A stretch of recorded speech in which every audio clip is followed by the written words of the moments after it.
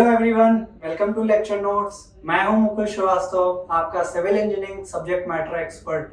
तो आज जो हम टॉपिक चूज किया है वो आपके आता है आरसीसी के अंदर, और ये बहुत ही इम्पोर्टेंट और कॉन्सेप्चुअल टॉपिक है जिससे आपकी पूरे सब्जेक्ट की अंडरस्टैंडिंग बनेगी।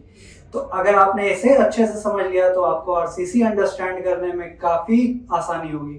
और ये सिर्फ कॉन्सेप्चुअली ही इम्पोर्टेंट नहीं है, ये आपके एग्जाम पॉइंट ऑफ व्यू से plus interview point of view से, दोनों पॉइंट ऑफ व्यू से काफी इंपॉर्टेंट है।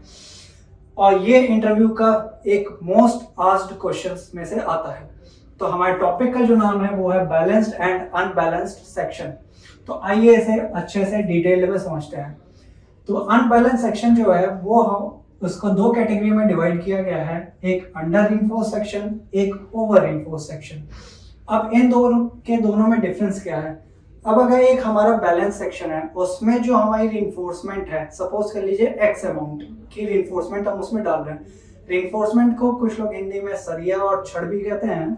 तो अब अगर हमारा बैलेंस सेक्शन में एक्स अमाउंट का रिइंफोर्समेंट अगर हमने डाल रखा है, तो अब अगर हमने एक बीम बनाई और उसमें हमने डाला एक्स अमाउंट से कम रिइंफोर्समेंट, तो वो आ जाएगा हमारा अंडर रिइंफोर्स्ड कैटेगरी में।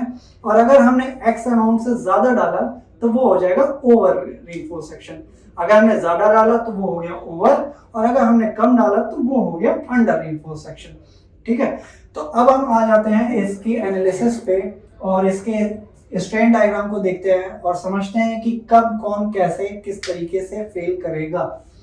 तो सपोज कर लीजिए ये हमारी बीम है जिसकी विड्थ b है, डेप्थ d हो गई, और यहाँ इस लेवल पे हमने डाल रखा है रिइंफोर्समेंट। तो और इस बीम की जो न्यूट्रल एक्सिस है उसको डिनोट किया हमने n से। अब यहाँ पे तीन सेक्शंस हमारे बने हुए हैं। ये हो गया हमारा बैलेंस सेक्शंस, ये हो गया अंडर रिइंफोर्स सेक्शन, ये हो गया हमारा ओवर रिइंफोर्स सेक्शन। तो अब हम इसकी एनालिसिस और स्ट्रेन डायग्राम बनाने में सबसे पहले एक अजम्पशन लेते हैं कि जो हमारी न्यूट्रल एक्सिस है, ये जो रेड लाइंस है आपको दिख रही है, ये है हमारे इस बीम की न्यूट्रल एक्सिस। तो अब इस न्यूट्रल एक्सिस के ऊपर वाला जो पोर्शन है उसमें सिर्फ कंक्रीट रोल प्ले कर रहा है, और नीचे वाले पोर्शन में सिर्फ और सिर्फ आपका रिइंफोर्समेंट रोल प्ले कर रहा है। तो एनालिसिस में हम ये मान के चलते हैं कि जो इतने पोर्शन का कंक्रीट है यहाँ पे न्यूट्रल एक्सिस से रिइंफोर्समेंट के बीच का ये जो पोर्शन है, शेडेड पोर्शन, इसमें कंक्रीट कोई रोल प्ले नहीं कर रहा है लोड को कैटर करने में। तो इसलिए हम सिर्फ न्यूट्रल एक्सिस के नीचे वाले पोर्शन में जो लोड कैटर करता है वो होता है हमारा सिर्फ रिइंफोर्समेंट। जैसा कि आप सबको पता ही होगा कि हमारा जो रिइंफोर्समेंट होता है वो टेंसाइल और कंप्रेसिव लोड दो के दोनों में अच्छा होता है, और जो कंक्रीट होता है वो सिर्फ हमारा कंप्रेसिव लोड को कैटर करने में अच्छा होता है। टेंसाइल में हमारा कंक्रीट एज अ मटेरियल बहुत ही पुअर है, इसलिए हमने कंक्रीट को कंप्रेशन मोड जोन में रखा है। और ये वाला जो पोर्शन है न्यूट्रल एक्सिस के नीचे वाला, ये है हमारा टेंशन जोन जहाँ पे टेंशन एक्ट करता है। तो अब हम यहाँ पे रिइंफोर्समेंट को सिर्फ टेंशन रेजिस्ट करवाने के लिए प्लेस किया है, और इस कंक्रीट को कंप्रेशन रेजिस्ट करवाने के लिए। तो अब हम बनाते हैं इसका स्ट्रेन डायग्राम तीनों सेक्शन का, एक balance section, under reinforced section, over reinforced section. ये हो गई हमारी न्यूट्रल एक्सिस n। तो अब हम बैलेंस सेक्शन में क्या होता है कि हमारा रिइंफोर्समेंट और कंक्रीट दो के दोनों एक साथ फेल करते हैं, एक साथ यील्ड करते हैं। यील्डिंग मतलब कि दो के दोनों अब टेंड हो चुके हैं अपने फेलियर की तरफ। तो यहाँ पे हो गया सिग्मा st अपॉन m, और यहाँ पे हो गया सिग्मा cbc। तो इस पोर्शन पे अपर मोस्ट फाइबर पे हमारा जो स्ट्रेस जनरेट हो रहा है कंक्रीट में वो हो गया सिग्मा cbc। सिग्मा cbc मतलब कि permissible stress in concrete in bending compression. और यहाँ स्टील वाले जो जोन है वहां पे आ गया हमारा sigma st upon m। Sigma st क्या हो गया? Permissible tensile stress in reinforcement. याद रखिएगा यहाँ पे टर्म हम यूज कर रहे हैं परमिसिबल। क्यों?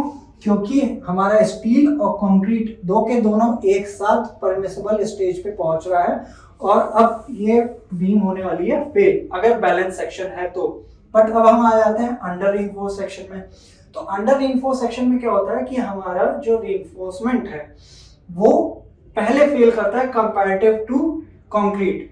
ऐसा क्यों हो रहा है? क्योंकि हमने अंडर रीइंफोर्स सेक्शन में हम रीइंफोर्समेंट डालते हैं कम, तो जो चीज कम पड़ेगी वो पहले फेल हो जाएगी, ठीक है। और अब हम जब हमारी रीइंफोर्समेंट हो गई फेल, तो उसमें आएगा जो स्ट्रेन डायग्राम आएगा वो रीइंफोर्समेंट साइड का आएगा बड़ा और कंक्रीट साइड का आएगा छोटा।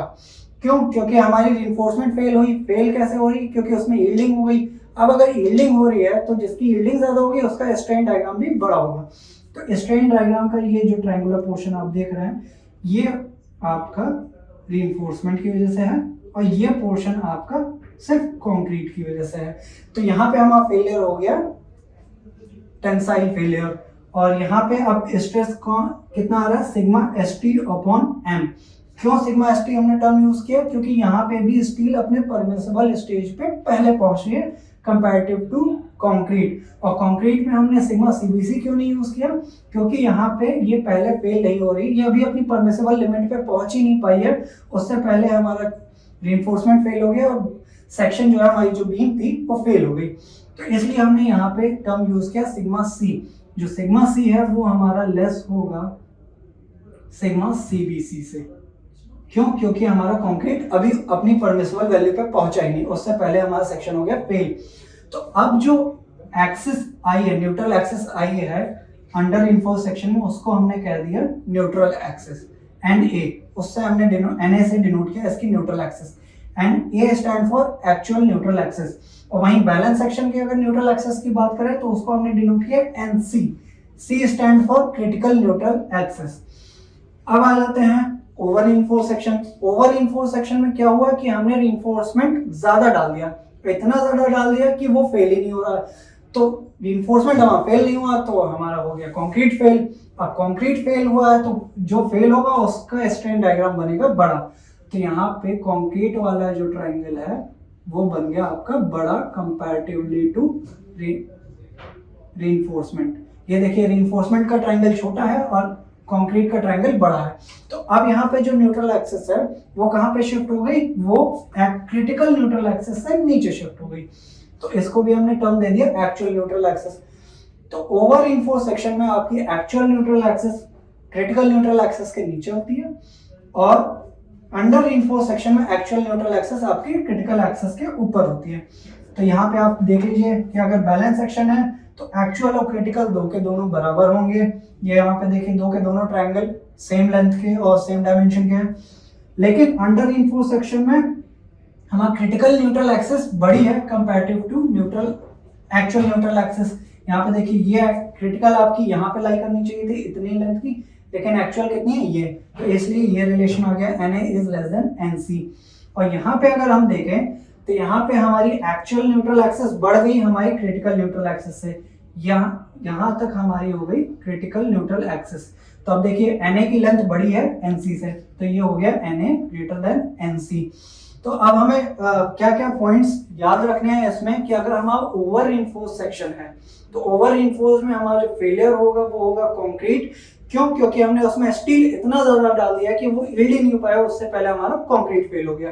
तो इसलिए हमारा फेलियर होगा इसमें कंक्रीट का, इसीलिए हमने यहाँ पे टर्म यूज किया सिग्मा cbc। और ओवर रीइंफोर्स में हमने टेंशन के लिए जो टर्म यूज किया है वो सिग्मा t, ना कि सिग्मा st। यहाँ पे देखिए हमने यूज किया टेंशन फेलियर में सिग्मा st, यहाँ पे भी सिग्मा st, लेकिन यहाँ यूज किया सिग्मा t क्योंकि यहाँ पे स्टील अपनी परमिसिबल लिमिट पे पहुंचा ही नहीं है, इसीलिए यहाँ पे हमने कर दिया सिग्मा t। और सिग्मा t क्या रिप्रेजेंट करता है? Tensile stress in reinforcement. तो ये हो गया आपके डायग्राम और यहाँ पे आ गई आपकी अंडरस्टैंडिंग। तो अब हम एक चीज और इसमें बता देते हैं कि अगर आपका ओवर रीइंफोर्स सेक्शन है तो वो होगा आपका टेंशन फेलियर। ये हो गया आपका हमेशा जो होगा टेंशन फेलियर होगा, और ओवर रीइंफोर्स सेक्शन जो होगा हमेशा वो होगा कंप्रेशन फेलियर। और इसमें हम लेस रीइंफोर्समेंट डालते हैं अंडर रीइंफोर्स सेक्शन में, इसमें हम ज्यादा रीइंफोर्समेंट डालते हैं comparative to balance section. Secondly अब इसमें अगर हमने कम रीइंफोर्समेंट डाला है तो वो हो जाता है हमारा जो सेक्शन की डायमेंशन आ जाती है वो ज्यादा आती है comparative to over reinforce section. क्यों? क्योंकि ओवर रीइंफोर्स सेक्शन में हमने रीइंफोर्समेंट काफी ज्यादा डाल दी है तो सेक्शन साइज हो जाती है छोटी। तो ये तो हो गई आपकी कॉन्सेप्ट क्लैरिटी। अब इसमें जो इंटरव्यू का जो मोस्ट पूछे जाने वाला सवाल है वो होता है कि आपका कौन सा सेक्शन मोस्ट प्रेफर्ड है, अंडर इन्फो सेक्शन या ओवर इन्फो सेक्शन। तो अब अंडर इन्फो सेक्शन में जो हमारा फेलियर है वो स्टील की वजह से, तो स्टील क्या होती है हमारी डक्टाइल फेलियर रिप्रेजेंट करती है, और कंक्रीट हमारा रिप्रेजेंट करता है ब्रिटल फेलियर, मतलब कि वो अचानक से फेल होगा। और हमारे स्टील क्या होती है, पहले यील्डिंग होगी, उसके बाद वो प्लास्टिक स्टेज में जाएगी, फिर उसके बाद अल्टीमेट स्टेज पे आकर के वो फेल होगी। तो हमें यील्डिंग के बाद पता चल जाता है, एक इम्पेंडिंग टाइम मिल जाता है अपने आप को वहां से भागने का कि हाँ ये पर्टिकुलर जो बीम है या जो स्ट्रक्चर है ये फेल होने वाला है। तो हमें एक उसमें सिग्निफिकेंट टाइम मिल जाता है कि हम उस बिल्डिंग को खाली करके बाहर सेफली पहुंच पाए। लेकिन हमारा ओवर इन्फो सेक्शन में क्या होता है कि ये हमारा ब्रिटल फेलियर होने की वजह से ये अचानक से तुरंत फेल हो जाएगा। तो अब आप सोचिए कि आप यहाँ पे अपने रूम में बैठे हैं और अचानक से कंक्रीट का एक ह्यूज मास आपके ऊपर आके गिर जाए, तो आपकी हो जाएगी एक सडन डेथ। तो सडन डेथ होगी और यहाँ पे फेलियर भी सडन होगा, लेकिन ऐसा आपका अंडर इन्फो सेक्शन में नहीं होता। इसीलिए हम हमेशा अंडर इन्फो सेक्शन को प्रेफर करते हैं। ओवर इन्फो सेक्शन आपकी कभी भी डिजाइन नहीं किए जाते इसी वजह से। तो अंडर इन्फो सेक्शन में मान लीजिए अर्थक्वेक आपका आ गया, तो ओवर इन्फो सेक्शन क्या आएगा, कंक्रीट ब्रिटल है नेचर आया, अच्छा खासा आ गया, तो कंक्रीट आपका तुरंत फेल हो गया। आप जब तक सोचे समझे तब तक हो गई आपकी डेथ। लेकिन यहाँ पे आपकी जब तक आप सोचेंगे समझेंगे और अपना एक्शन लेंगे तब तक ये आपको अंडर इन्फो सेक्शन आपकी जान बचा के रखा रहेगा। इसीलिए हमें हमेशा अंडर इन्फो सेक्शन डिजाइन करना है और इसी को प्रेफर करना है। तो ये होगा आपका बेस्ट आंसर इस क्वेश्चन के लिए। तो ऐसे ही टिप्स और ट्रिक्स और कॉन्सेप्ट्स को जानने के लिए बने रहे हमारे साथ, और लेक्चर नोट्स के चैनल को सब्सक्राइब करना बिल्कुल मत भूलिएगा।